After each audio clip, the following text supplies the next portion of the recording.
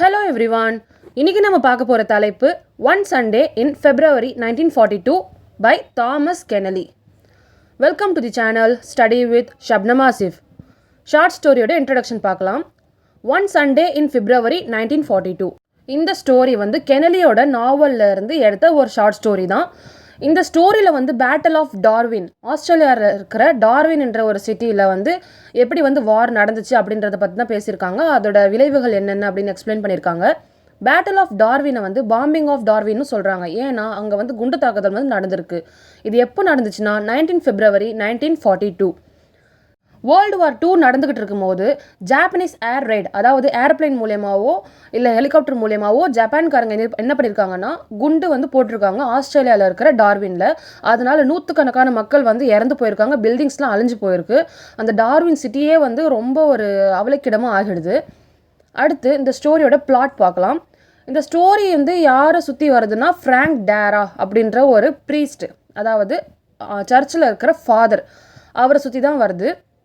அவர் தான் இந்த ஸ்டோரியில் மெயின் கேரக்டர். அவரோட வாழ்க்கையில் நடந்த ஒரு நாள் எப்படி போகுது அப்படின்றது தான் இந்த ஷார்ட் ஸ்டோரி.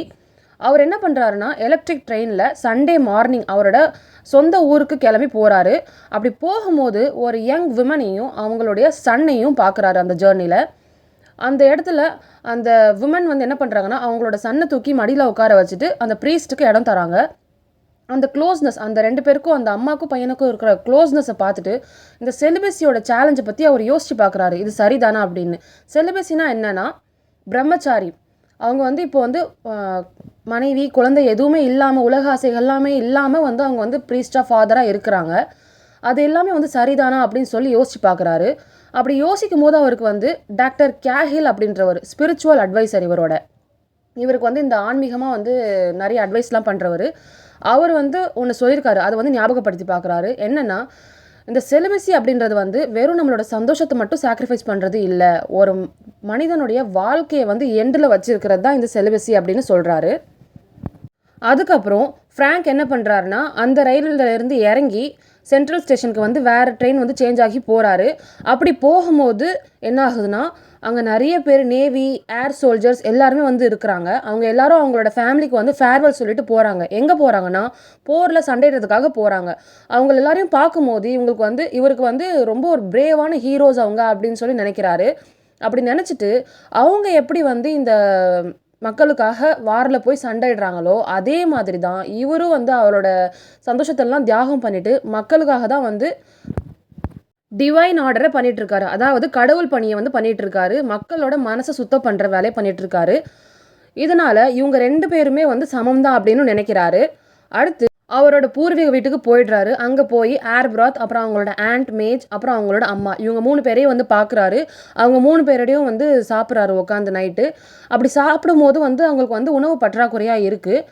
அவரோட ஆண்டியோட லவ்வர் இருக்காங்க இல்லையா, அவங்க கிரேட் வாரில் இறந்து போயிடுறாங்க. அதனால அவங்களோட ஆண்டி எப்போவுமே லவ் மூவிஸாக பார்த்துக்கிட்டே இருப்பாங்க.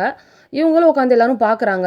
அதுக்கப்புறம் அவங்களோட பக்கத்து வீட்டுக்காரங்களை பார்க்குறதுக்காக இந்த ஃப்ராங்க் போகிறாரு. அவரோட பேர் மிஸ்டர் ரீகன். அவங்க 2 பேருமே பாம் ஷெல்டரில் போய் உட்காந்து பேசிக்கிட்டு இருக்காங்க. அங்கே எல்லாருமே இந்த வாரை பற்றிலாம் டிஸ்கஸ் பண்ணுவாங்க. அப்போ பேசிக்கிட்டு இருக்கும்போது எப்போ வேணாலும் குண்டு வெடிப்பு மறுபடியும் ஏற்படலாம், அட்டாக் நடக்கலாம் அப்படின்னு சொல்லிக்கிட்டு இருக்காங்க. அதுக்கப்புறம் அந்த மிஸ்டர் ரீகன் பக்கத்து வீட்டுக்காரர் இருக்கார் இல்லையா, அவர் அவரோட ஃபேமிலியோட கூட்டமூன்றா அப்படின்ற பிளேஸ்க்கு போகிறாங்க. அங்கே இருக்கிற ரிலேட்டிவ் கிட்ட போய் தங்க போகிறாங்க, சேஃபாக இருக்கிறதுக்காக, இந்த வார்லேருந்து தப்பிக்கிறதுக்காக அப்படின்னு சொல்கிறாங்க. அவர் ஒரு ரியல் எஸ்டேட் ஏஜென்ட்ன்றதுனால அவர் இந்த சுச்சுவேஷன்லேயும் அந்த வேலையை செஞ்சால் மட்டும்தான் அவரால் சர்வே பண்ண முடியும். அதுக்கப்புறம் அவங்க எல்லோரும் கிளம்பி போகும்போது ஃப்ராங்க் அவங்களுக்கு குட் பை சொல்கிறாங்க. அதுக்கப்புறம் என்னோட ஆண்ட்டையும் அம்மாவையெல்லாம் பார்த்துக்கினதுக்கு ரொம்ப தேங்க்ஸ் சொல்லி அனுப்பி வைக்கிறாரு. அதுக்கப்புறம் சாக்ரிஃபைஸ், அதாவது தியாகம். இதில் என்ன சொல்கிறாங்கன்னா ஸ்ட்ரீம் ஆஃப் கான்ஷியஸ்னஸ்.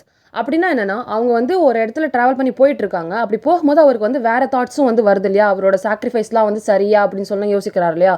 இந்த மாதிரி நம்மளோட ப்ரெசென்ட்டில் இருக்கும்போது நம்மளோட பாஸ்ட்டும் ஞாபகம் வரும். அதுதான் ஸ்ட்ரீம் ஆஃப் கான்ஷியஸ்னஸ். அதில் அவர் என்ன சொல்கிறாருன்னா இந்த வாருக்கு கிளம்பி போகிறாங்க இல்லையா சோல்ஜர்ஸ் எல்லாருமே, அவங்க எப்படி நாட்டுக்காக தன்னோட ஃபேமிலியெல்லாம் பிரிஞ்சு தியாகம் பண்ணி போகிறாங்களோ அதே மாதிரி தான் இந்த ப்ரீஸ்ட்டும் அவரோட சந்தோஷத்தெல்லாம் தியாகம் பண்ணிட்டு இருக்கிறாரு. அதனால் அவரை பொறுத்த வரைக்கும் இந்த 2 விஷயமே, செலிபஸியும் சரி வாரும் சரி, ரெண்டுமே ஒன்றா தான் தெரியுது, சமமாக தான் தெரியுது. ரெண்டுமே வந்து தியாகம் தான் அப்படின்னு சொல்லிட்டு அவர் நினச்சிக்கிட்டு அவரோட அந்த ப்ரீஸ்டுடைய வந்து ஃபாலோ பண்ணுறாரு. அடுத்து இம்பேக்ட் ஆஃப் வார், அதாவது இந்த வார்னால் அவங்களுக்கு ஏற்பட்ட விளைவுகள், அவங்களோட லைஃப் வந்து எப்படி அப்சைட் டவுனாக வந்து போயிருக்கு அப்படின்றத பேசியிருக்காங்க. இதில் வந்து நிறைய ஹிண்ட்ஸ் வந்து கொடுத்துருக்காங்க. என்னென்னா அவங்க சாப்பிட்டுட்டு இருக்கும்போது வந்து அவங்களுக்கு வந்து உணவு பற்றாக்குறை வருது. அப்புறம் பாம் ஷெல்டரை பற்றி பேசியிருக்கிறாங்க. பாம் ஷெல்டர்னால் அவங்க வந்து இந்த நடக்கிற எல்லா விஷயங்களை பற்றியும் அவங்க போய் உட்காந்து டிஸ்கஸ் பண்ணுவாங்க. அதுதான் வந்து பாம் ஷெல்டர். அப்புறம் மிஸ்டர் ரேகன் வந்து அவரோட வேலையை வந்து பண்ணிட்டு தான் இருக்காரு. வாரெலாம் நடக்குதே அப்படின்னு சொல்லிட்டு அவர் ஸ்டாப் ஆகிடல. அவர் வந்து அவரோட வேலையை பண்ணி சர்வே பண்ணுறதுக்காக முயற்சி பண்ணிட்டு இருக்காரு. அமெரிக்கன்ஸ் எல்லாருக்கும் வந்து வாடகை வீடெல்லாம் பிடிச்சி தரது, இதெல்லாம் தான் அவரோட வேலையாக இருக்குது. ரியல் எஸ்டேட் ஏஜென்ட்டாக இருக்கிறாரு. அடுத்து என்னென்னா இந்த ஃப்ராங்க், இந்த ப்ரீஸ்ட் இருக்கார் இல்லையா, அவர் வந்து மென்டலி வந்து நிறைய வந்து போராடுறாரு அவரோட மனசளவில். அப்புறம் சண்டே அவர் ட்ரெயினில் போகும்போது ரொம்ப ஹாட்டாக இருக்குது. ஆனால் அந்த நேரத்துலையும் அவர் வந்து வின்டரை பற்றின வந்து புக்கு படிச்சுட்டு போகிறாரு. அடுத்து இதில் வந்து நிறைய விஷயங்களை ஹைலைட் பண்ணி காமிச்சிருக்காங்க. என்னென்னா விசுவாசமாக இருக்கிறது நாடுக்கு, அப்புறம் வந்து போர், அதுக்கப்புறம் அந்த போர்னால நாடு கடந்து போகிறது, அதுக்கப்புறம் அவங்களோட டெய்லி லைஃப் வந்து எப்படி வந்து பாதிக்கப்பட்டிருக்கு அப்படின்றத இந்த ஷார்ட் ஸ்டோரியில் எக்ஸ்பிளைன் பண்ணியிருக்காங்க. இந்த வீடியோவை யாரும் லைக் பண்ணாமல் பார்த்துருக்கீங்களோ அவங்கள லைக் பண்ணிவிடுங்க, கமெண்ட் பண்ணிவிடுங்க, ஷேர் பண்ணிவிடுங்க, மறக்காமல் சப்ஸ்கிரைபும் பண்ணிவிடுங்க. அப்போ தான் இந்த மாதிரி நிறைய வீடியோஸ் உங்களுக்கு வரும்.